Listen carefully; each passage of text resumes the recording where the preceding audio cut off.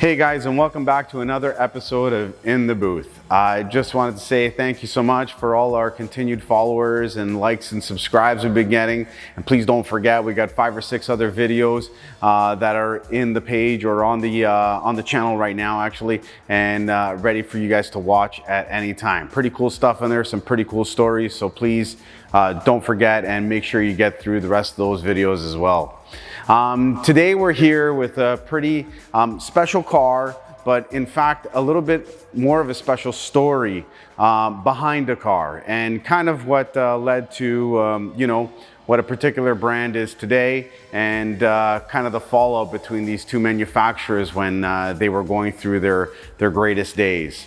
And I'm talking about none other than the McLaren-Mercedes SLR. And I'll call it that because that's originally how it was referred to before they kind of swapped it up, and now it's the Mercedes-McLaren SLR. So to give you a little bit of history, we want to go back to the time when, McLaren and Mercedes first kind of got together. In the late 80s, early 90s, we know that, McLaren had great Formula One success with the Honda partnership. Ayrton Senna, Alain Prost, all those great duels on track, and resulted in many championships, and probably one of the greatest in-team rivalries in Formula One history. After the Honda partnership ended, McLaren kind of went through a bit of a downturn. Kind of what happened probably in the mid-2010s with the departure of Mercedes from McLaren, and of course their little run of different automotive engine supply deals. So after the whole Honda thing died, we brought on Ford at McLaren, had 1 year with them, then a horrible, dismal season with Peugeot with their 3.5 liter V10 engine. Car was breaking down all the time. And then eventually a deal was struck with Mercedes-Benz to be the new supply deal for McLaren race cars. Of course, during this time, McLaren was also in the middle of getting together the McLaren F1 project, the road car project, which Honda was on the bill to make the engine for that car, probably due to some issue, one or another. I think they were not necessarily up to the task of what Gordon Murray wanted for an engine. BMW ended up getting that deal. And of course, the McLaren F1 was born with BMW power behind the driver. Fast forwarding kind of through this whole situation, McLaren obviously finally struck this deal with Mercedes in '95. And by 1997, they were winning races again. And then by 1998 and 1999, they were not constructors, but I do believe they were driver champions both those years with Mika Häkkinen. Great times. As this beautiful love affair started to grow, McLaren and Mercedes were getting tighter. Mercedes now owning 40% of McLaren. So what happens next?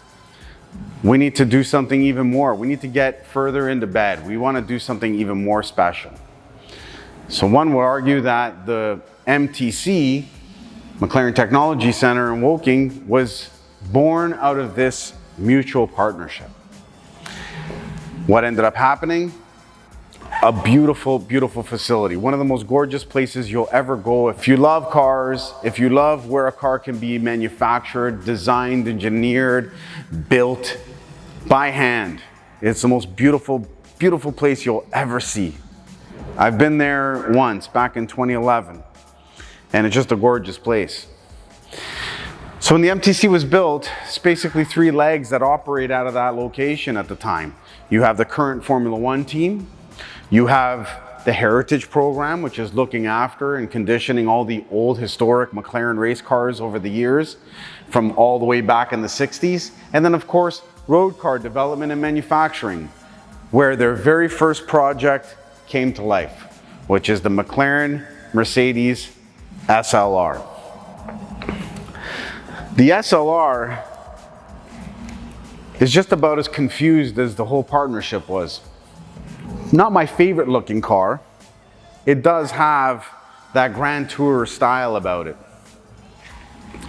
I can say that the attention to detail and the simple pieces of the car are very beautiful. Very lightweight construction amongst what is probably really heavy componentry. You know, the engine and transmission in this car is actually more on the simple side. It's got a single overhead cam, 5.5 liter V8 with a Eaton style blower wrapped to it. It makes well north of 600 horsepower, and she just loves to rip these rear tires apart. You know, very brute engine with all the exhaust work kind of hidden over here, and then just exiting in front of the two doors. You know, from that standpoint, the car is actually pretty interesting.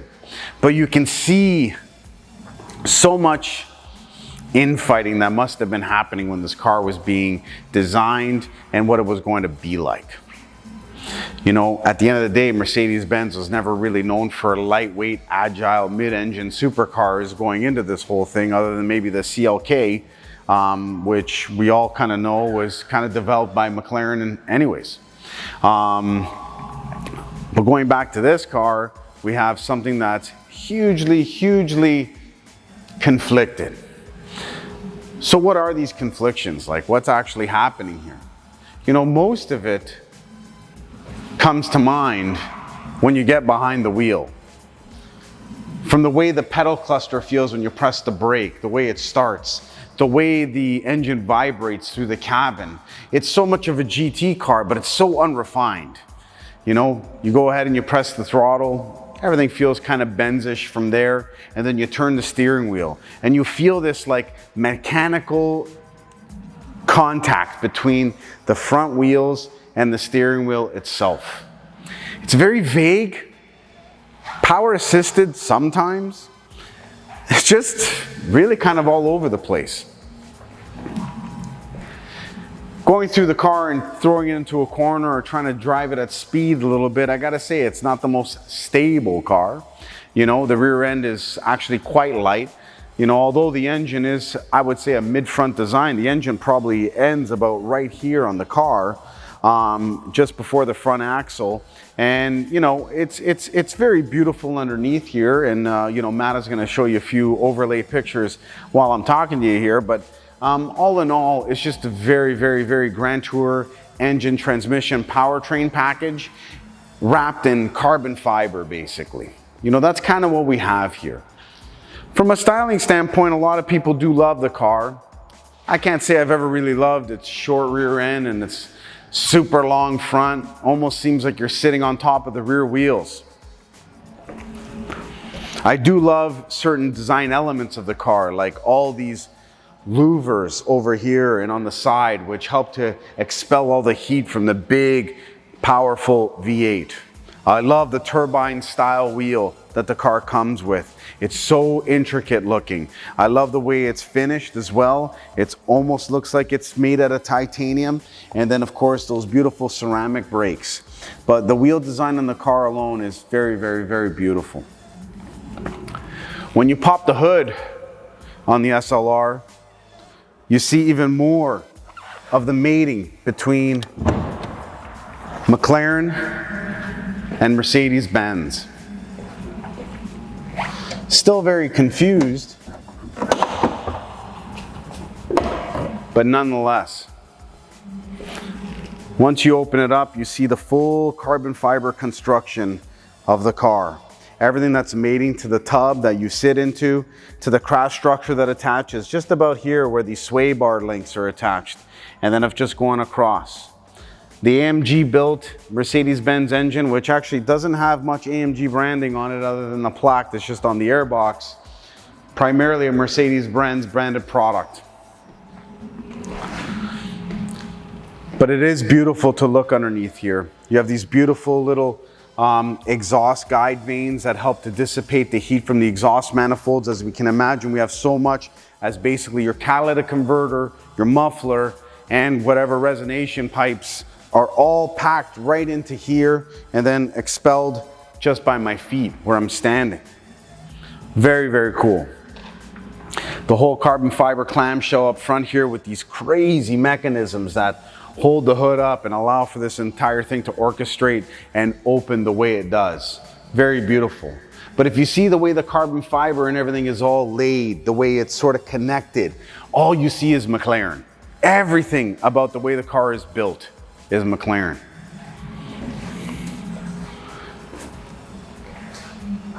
Time went on. The car ended production in 2009. A few variants were released along the way, such as the 722 and then the Sterling Moss, which would have been a car with no windshield. I actually really love that particular car. I think it's beautiful. But you know, overall, a pretty successful run. There was a lot that was at dealers towards the end of the production run, hard to move. So I'm sure a few of these things got sort of pushed out pretty cheaply at that time. And the SLRs kind of had I guess I would say a pretty rocky past in terms of value, but it's kind of found some footing now and is starting to sort of just, you know, blue chip stock it. You know what I mean? It's like every year it's worth a touch more. Kind of underappreciated, I would say, when you consider the big three at the time would have been this car, the Carrera GT, and the Ferrari Enzo. Both of those, the CGT and the Enzo, obviously have all found very solid places, although the CGT had a tough time as well. The SLR is just coming out of those weeds, I would say, over the last 2 or 3 years. But getting back to the story, because this is really not about this particular car. As the late 2000s came on, Ron Dennis was starting to make some moves.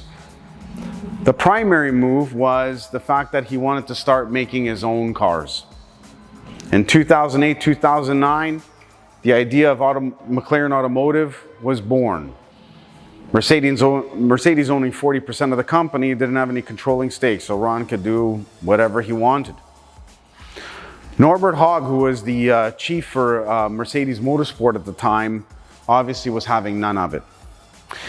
When McLaren had announced that they were going to go their own way and make their own cars, Mercedes was very quick to start looking for a new F1 manufacturer to sort of gobble up and take control of.